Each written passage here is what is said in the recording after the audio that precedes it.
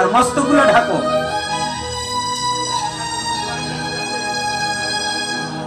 ও মা, তোমাদের দোষ না মা, তোমরা একেবারে আমার একেবারে সৎ মা।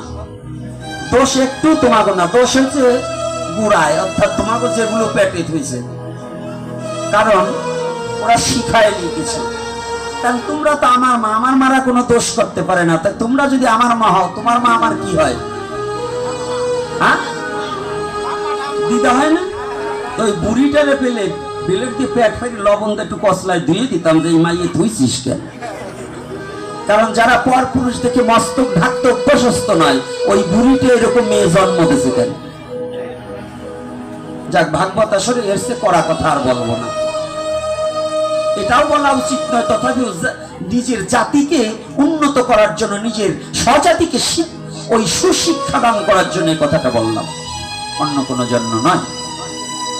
তাই শ্রবণ দুপুরকার একটা প্রত্যক্ষ আর একটা পরাক্ষ। শ্রবণ একটা হচ্ছে প্রত্যক্ষ আর একটা পরাক্ষ। আজকে এখান থেকে যারা এই আসরে বসে যারা হরিকথা আস্বাদন করতে জন্য এসেছেন, যারা এই হতভাগার বদনখানা দর্শন করে এবং এই বদন থেকে দু একটা ভগবানের কথা আস্বাদন করে বাড়িতে গিয়ে যারা যে আসেনি তার কাছে বর্ণনা করলেন, যে এখানে বসে শ্রবণ করলেন, এটা হচ্ছে প্রত্যক্ষ।